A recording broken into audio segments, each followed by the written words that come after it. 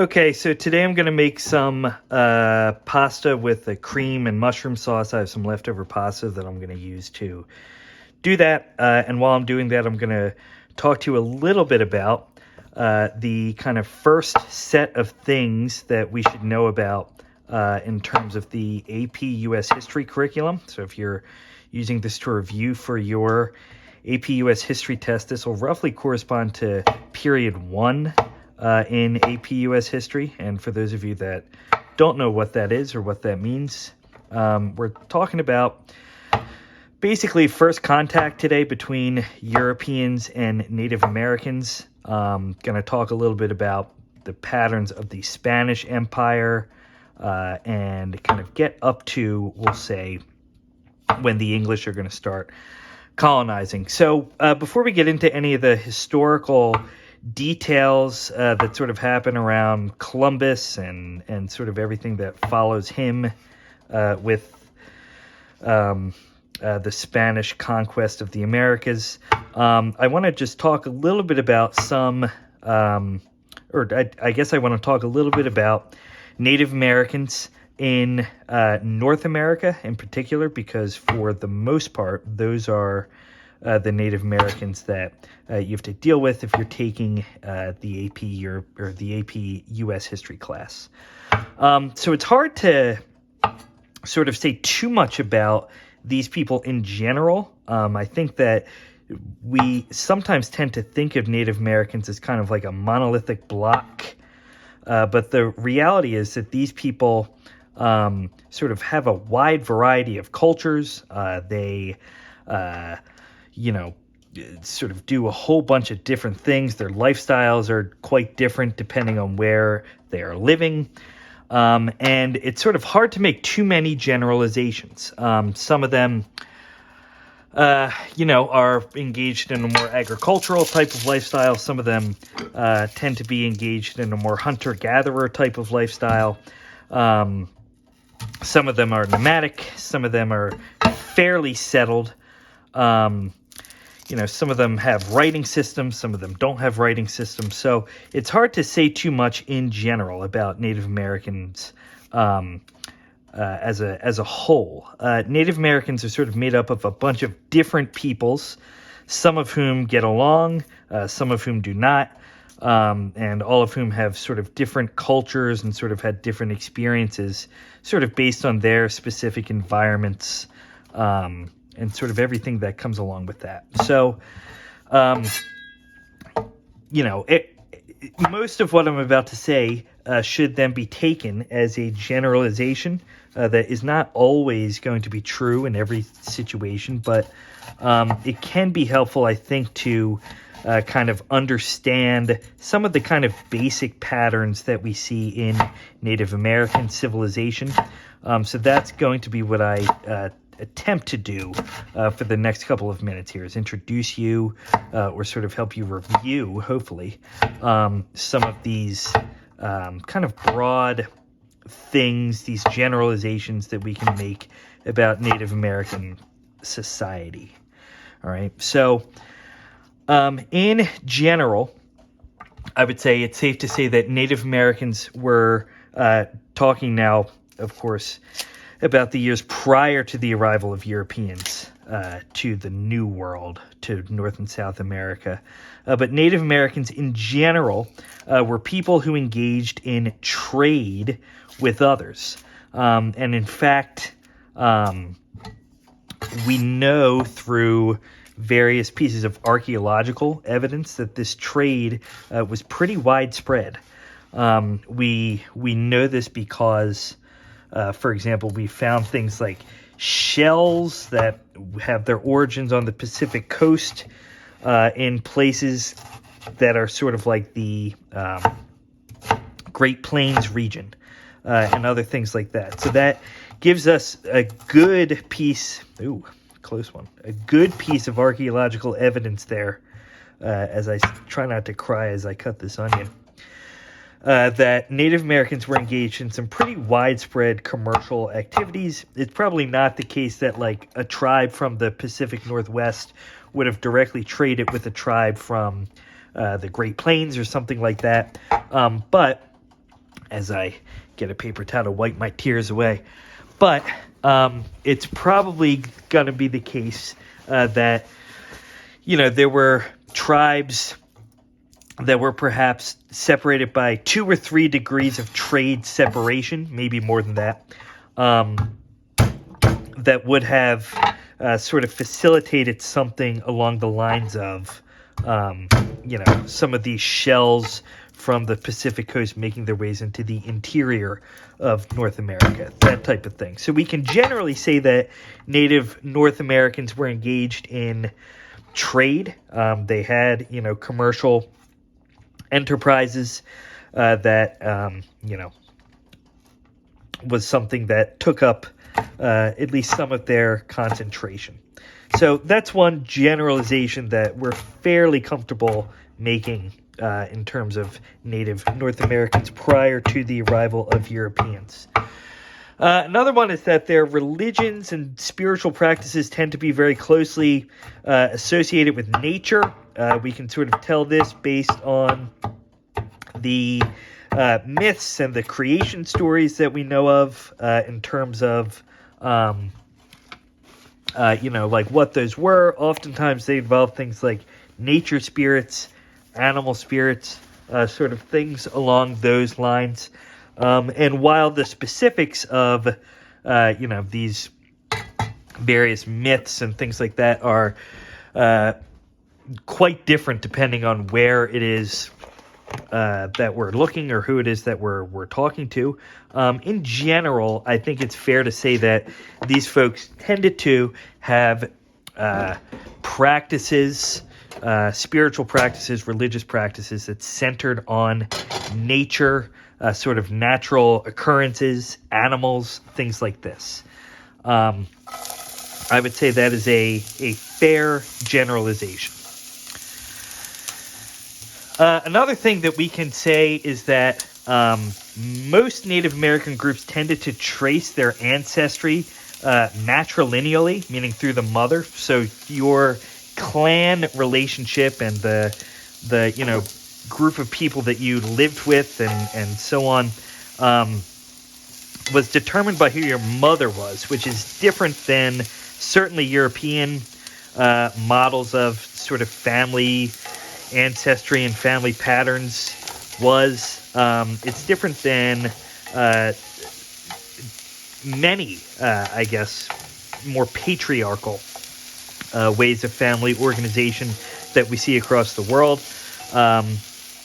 But nonetheless, this is what Native Americans, generally speaking, did, was sort of trace family connections, trace clan connections, etc., through the mother's lineage, which is interesting and will have some consequences for us later on in this little lecture series.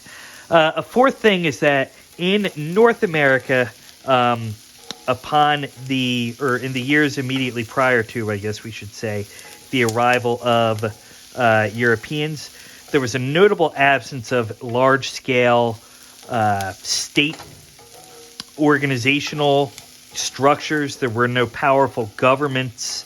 There were no massive population centers that we know of. There were massive population centers if we go back a couple centuries. The most famous one of those is probably a site called Cahokia, which is located outside of modern-day St. Louis, along the Mississippi River.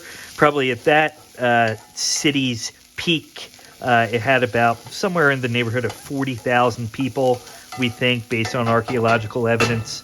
But by the time that we see European explorers arriving in the Americas, Cahokia had shrunk pretty significantly, possibly due to things like floods and things like that, but we don't really know that for sure.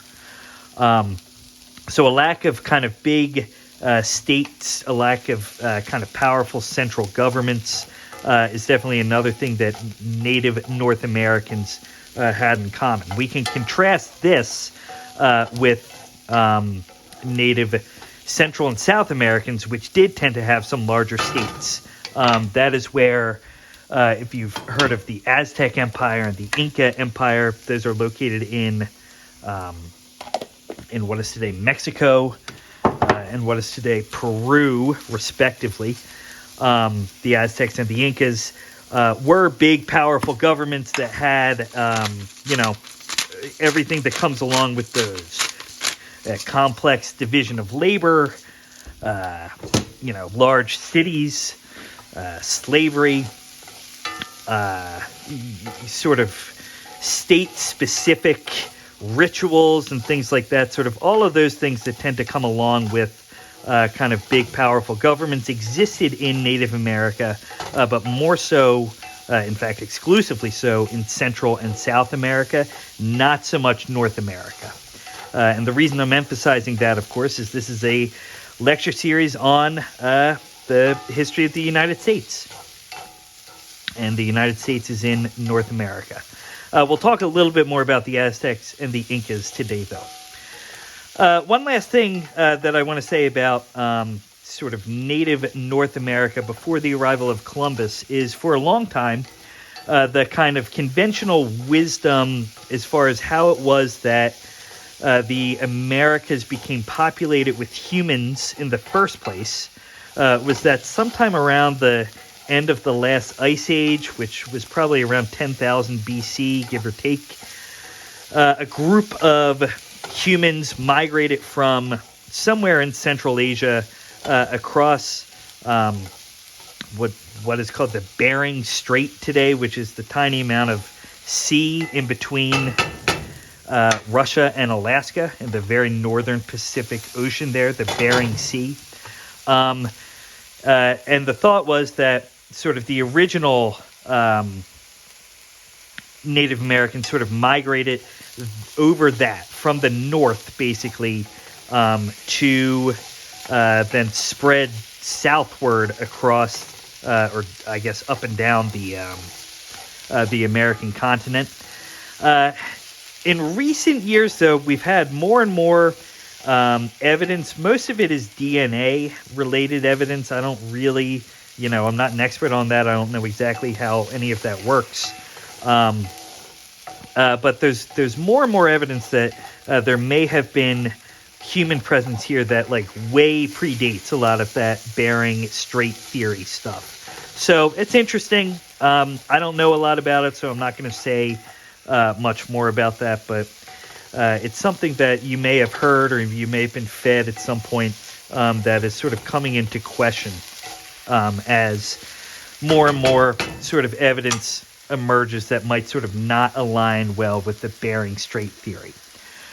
All right, so that's just a little bit on Native North Americans and sort of what we can and can't say about them. Now I'm going to shift to talking a little bit about European expansion in the late 1400s and early 1500s. So this is the kind of what has become a rather notorious era that's dominated by people like Christopher Columbus, who has, especially in recent years, become a very sort of controversial figure, very politically charged conversations happening around him and sort of what he was up to. Europeans during this time, I would say, were primarily motivated in their venturing forths from their home continent, their explorations. They were primarily motivated by money. Europe at the time was not a particularly wealthy place. Most of the world's wealth was sort of centered in places like China and India during this time. And a lot of this sort of burst of sort of voyaging and exploration that we see or from Europeans around this time was sort of, I would say, motivated primarily by getting access to the markets of China and India and the various luxury goods that tended to be found there. So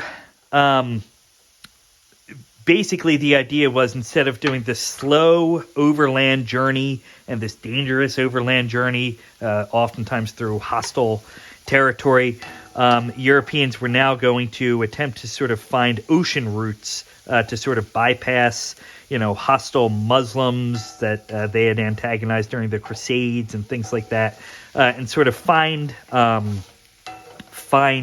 a faster and safer route basically to China and India. Portugal did a lot of the innovating in terms of the maritime technology and know-how to sort of get Europeans using boats and sort of doing transoceanic voyaging and things like that. And they had sort of found this route around the kind of bottom of Africa into the Indian Ocean that they monopolized and sort of gained a lot of wealth from.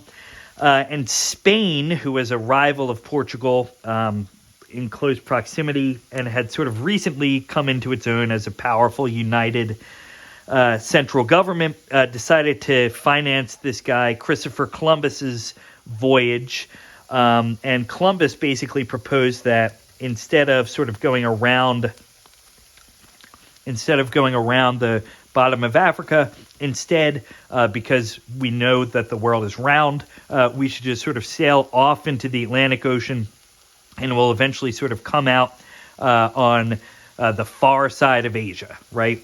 People knew at this time that the world was round, so the thinking was that, if you just went the kind of far enough to the west, sailing across the Atlantic away from Europe, eventually you would come out somewhere near Japan or something like that. What Columbus didn't know, and that he was the first European of this era anyway to discover, was that there were huge continents that sort of obstructed this potential sea route from Western Europe to Eastern Asia, right? And we call those North and South America. It took Columbus a couple voyages over there to realize exactly what he was dealing with in terms of, large continents that were sort of obstructing the way and sort of opening up this whole new thing, this whole new era of European history. But eventually, of course, he did sort of figure out, these aren't sort of weird islands that we didn't know about off the coast of Asia. These are two huge new continents. And sort of he, in doing this, ushers in this whole era of European exploration, and shortly after, European conquering of these new places, which eventually became known as North and South America. All right. Famously, Columbus thought that he was somewhere in the Indies, which was the European name for the islands of Southeast Asia at the time. So he called the people that he met there Indians, and this name sort of stuck and has sort of been used to describe Native Americans ever since. And some Native Americans prefer being called Indians instead of Native Americans. So this mistake was one that certainly stuck. So, as I said, Columbus initiates this era of exploration and will quickly sort of turn into an era of conquest as well. And this is sort of where we see the famous Spanish conquistadors coming in and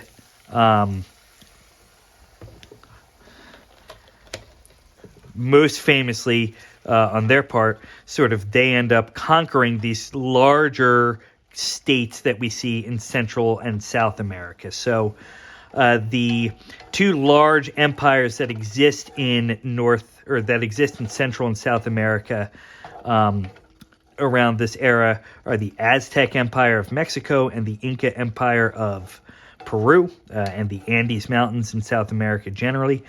Both of these empires are conquered pretty quickly in the first half of the 1500s by Spanish conquerors. They were called conquistadors. And these folks were primarily motivated, again, by in a search for mineral wealth. Cortez, this guy that would go on to conquer the Aztecs, is in Central America with a large army because he is looking for gold, basically. And he finds this super wealthy, well, he doesn't find them, but he sort of comes into contact with this super wealthy Aztec empire based in their wealthy city of Tenochtitlan. And sort of what ends up happening there is over the course of a couple months, because of his superior military technology that he has access to, and also because of disease, which we'll come back to and talk about in a couple minutes, he's able to conquer the Aztec Empire, essentially conquer the Aztec Empire pretty quickly within the series of a couple months. We'll get back to the disease factor in a minute. And then we basically see the same thing sort of happening a couple decades later in South America around the Inca Empire. They're conquered by a Spanish person by the name of Pizarro. And it's largely the same story. A small group of military folks that have vastly superior technology to the Incans down there. And then also the timely, if you're one of these conquistadors anyway, this timely spread of disease sort of greatly facilitates this process. So what we see then is basically, within the 100 years after Columbus's stumbling across these vast lands, Spain had more or less subdued the Native American population there and had set up a series of colonies, most of which were sort of motivated by profit. Most of them were kind of ultimately there to seek material wealth in some form or another. Many of those, as I said, were happening as a sort of way to get gold and silver. Later on, and perhaps more significantly in the long run, it also became quite common for cash crops to sort of be, or cash crop operations to sort of be popping up and down the American continents as well. Most notably, sugar was something that the environment was very conducive to growing, especially in and around the Caribbean and Brazil. Add a little water here. And we see a number of sugar plantations sort of popping up as well, in addition to the mines, I mean. So the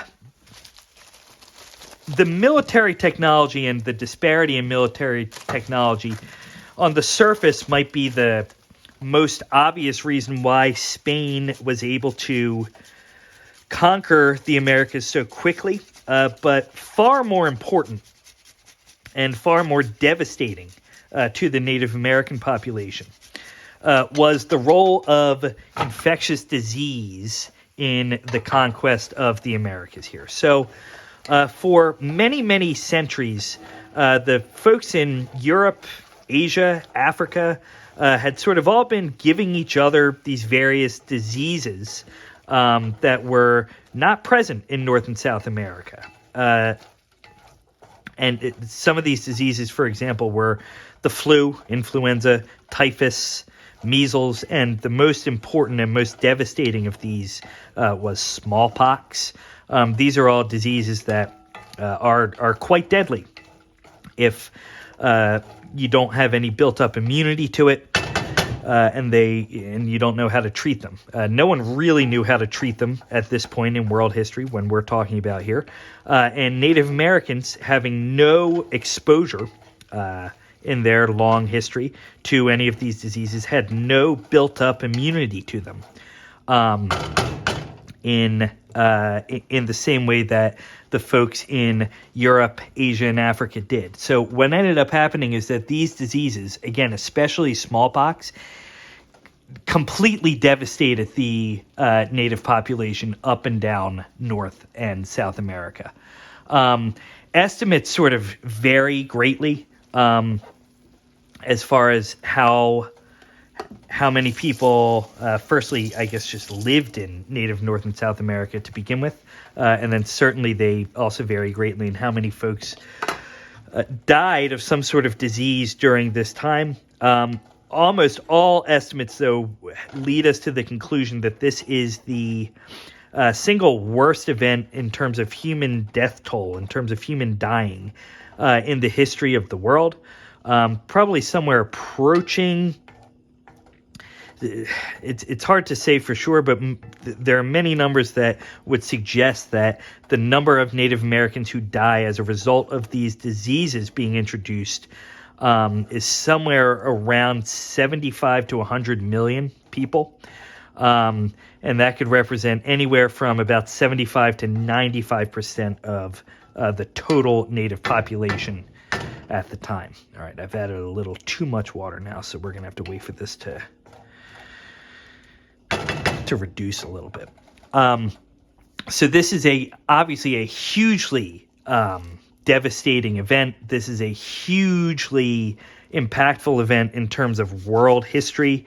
And it's an undeniable truth that European exploits into North and South America led to this massive, massive dying event that, again, would just completely level the native populations in most corners of the Americas. North America fared, the natives of North America fared relatively, they fared better, I should say, than their South American counterparts. But still, there were undoubtedly a huge number of people that died from these diseases in North America as well. All right, so the sort of most dramatic result of the Europeans' incursion into North and South America was no doubt the massive dying off of Native Americans because of these diseases that they had no sort of built-up biological resistances to. There are other parts, and oftentimes historians call this this exchange of disease the Columbian Exchange, right? If you ever hear that term, that sort of indicates this thing that I'm talking about here. Oftentimes you'll see historians and others talking about this, lump in the exchange of plants, animals, and people with the exchange of disease, and sort of all of those things together make up what we call the Columbian Exchange. As far as the plants and animal exchange go, we can see that in a couple of ways. Horses, for example, are an animal that never existed in North and South America until Europeans introduced it. And it sort of, over a couple generations, became a very important part of many Native American cultures, and would remain influential, in some cases remain influential for them until today. And then as far as plants go, many of the foods that we consider to be staples of different European cuisines, the tomato in Italy, for example, the potato in Ireland, for example, actually have their origins in North and South America. So there were no tomatoes in Italy prior to probably the early 1500s. The most important crop, though, in this whole process was undoubtedly corn, maize, as it is called sometimes. And we'll talk a little bit more about the importance of corn growing in our next video. But the point here, again, is that Europeans and Native Americans are sort of exchanging not only these deadly microbes, but also plants and animals that will go on to sort of be important to them as well. So, as I said, by the time we get to the end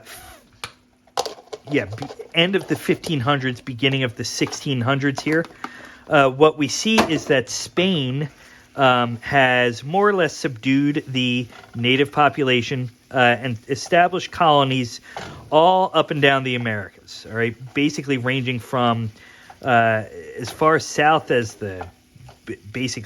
as far as it goes, the southern parts of Chile and Argentina, all through Central America, all through the Caribbean, all the way up to North America, and indeed the oldest continuously inhabited settlements by Europeans in the modern-day United States were all founded by Spain. Places like St. Augustine in Florida, founded in 1565, predates Jamestown, for instance, by almost 50 years. Santa Fe, New Mexico is another one that has a long history that goes way, way back.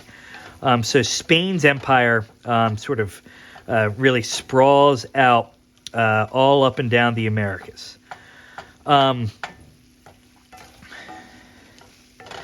As far as what types of activities were happening there, not only do we see the economic ones that I described as far as mining operations to extract gold and silver, but we also see, and I guess I should say, in addition to that, we still are seeing these agricultural operations as well. Cash crops, large plantations, and some smaller scale things too. In addition to these economic things, we also see missionary activity becoming more and more common. Catholic priests, Catholic friars, people like this coming over and doing what they think is saving the souls of these Native Americans in attempting to convert them to Catholicism. In many cases, this took on a very brutal flavor. It was basically the understanding was you're either going to convert or you are going to die. Not always, but in many cases, that was sort of the reality for Native Americans as they were facing the cultural changes brought about by the arrival of these European folks. So those are the types of things that we see popping up in Spain's empire. Native Americans who found themselves basically being forced to assimilate into this empire had to deal with a number of additional bad things in their lives. Before we go any further, though, I'm going to go eat this. This is dinner. It looks very good. I'll give you a quick review when I come back. Then we'll do the dishes, and I'll sort of finish up my thoughts here. Creamy mushroom sauce with some penne. I meant to add peas to this, but I forgot to do that, so that's going to have to be fine.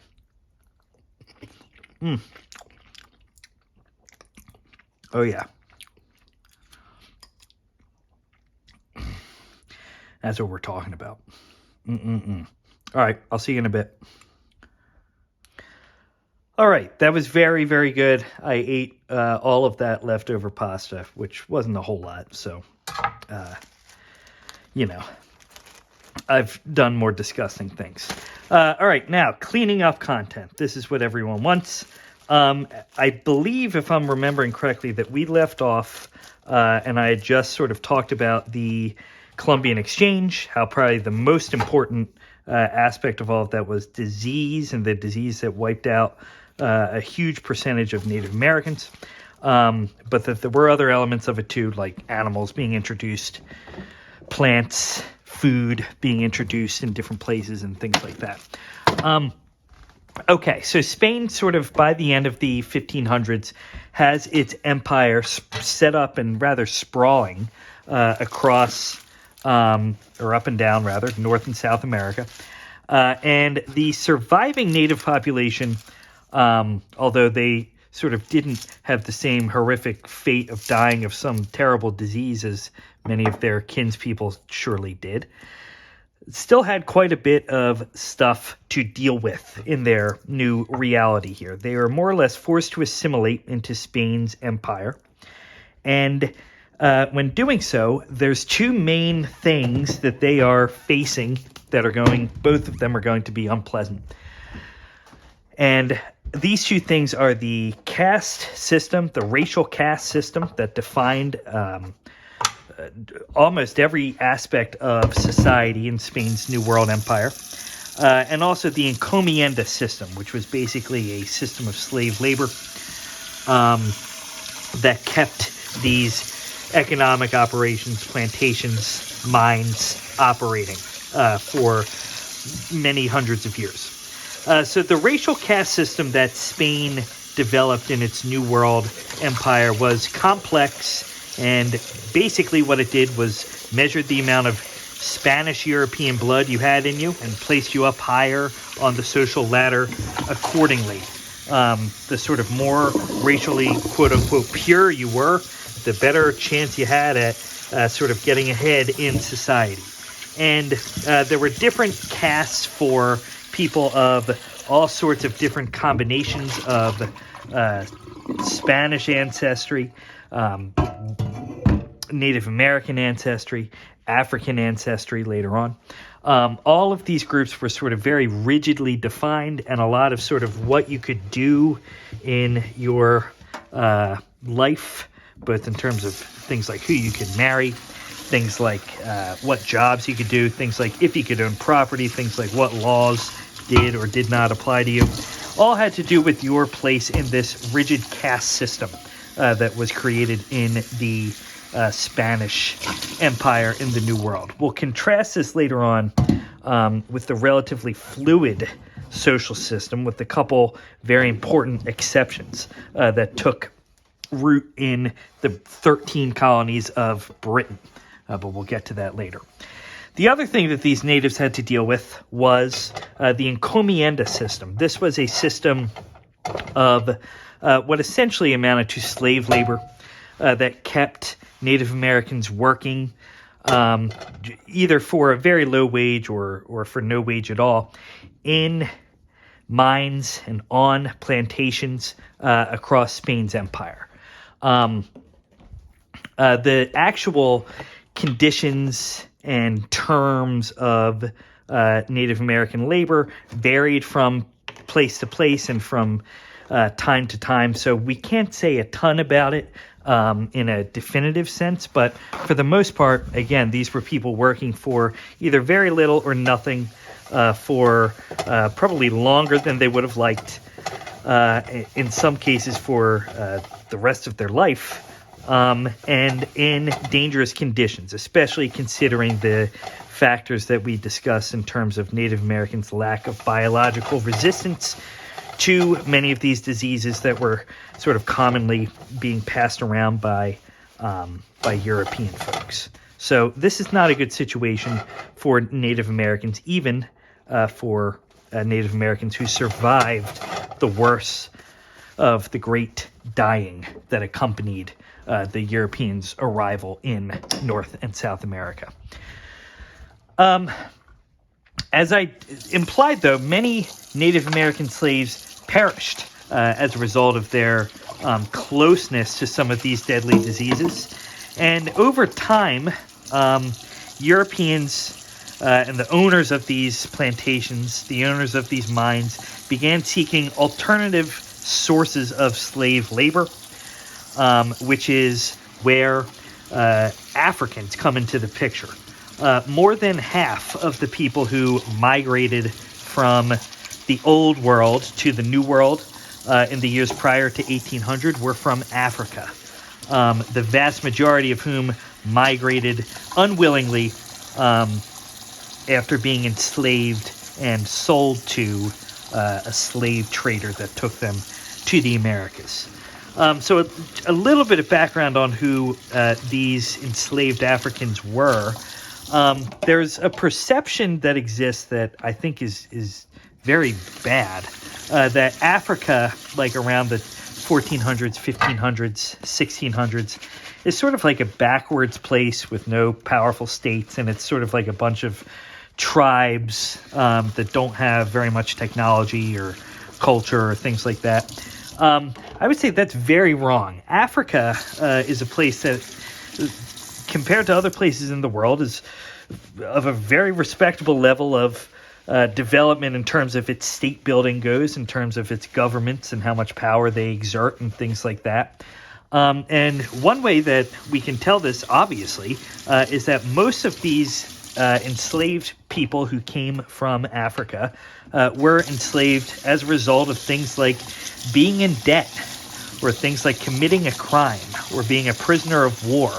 or something like that, all of which imply the existence of governments that are pretty organized, that sort of have the capacity to do things like keep track of who's in debt and sort of have the means to sort of, punish these people for what was seen as a transgression and things like that.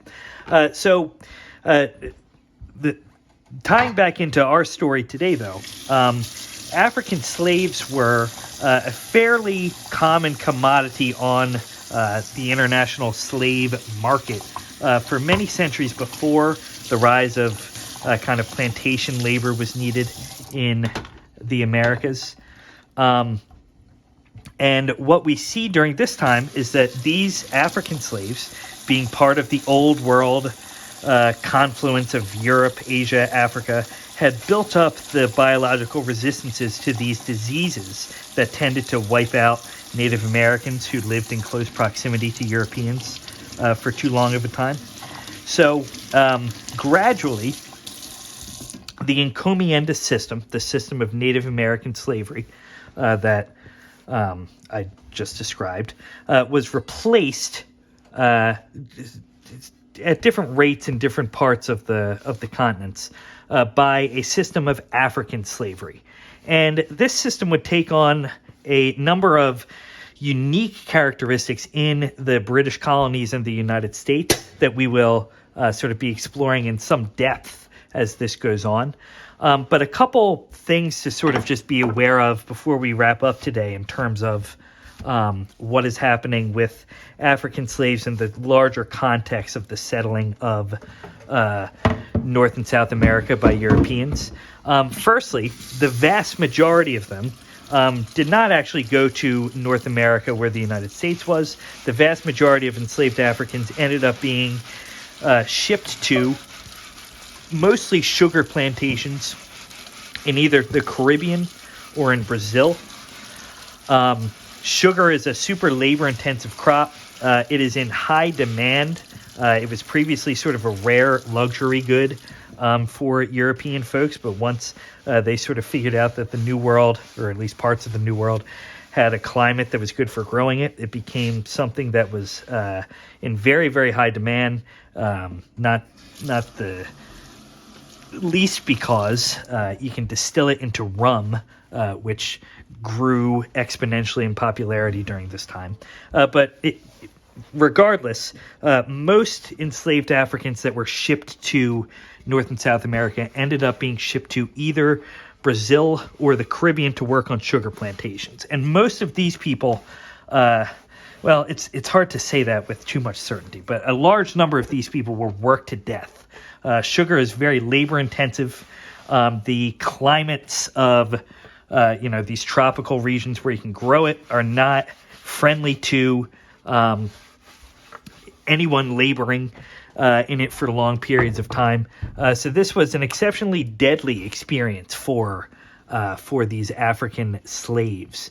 And we'll talk more about the Middle Passage and some other sort of hazards that they encountered as they sort of became more and more involved in this international system that we see developing in the Americas. So I think today we'll end it there. We now have these three key groups of people in our story here, all located in the Americas, these European conquerors, these Native Americans, and these Africans who are mostly, at this point anyway, coming over as enslaved people, although there are many exceptions to that. And we'll touch on some of those as well. We didn't talk much about England or English colonies today, but we will get to that next time. Generally, what we'll see is the same sort of pattern repeats itself in the English colonization process as we saw in the Spanish colonization process, with one of the sort of hallmarks being this power imbalance between these three groups. So we'll deal with all that next time. This was a sort of brief overview and review of period 1 in the APUSH curriculum. I hope this was helpful for you if you're someone reviewing for the APUSH exam. Thanks for watching, and we'll see you in the next lecture. Goodbye now.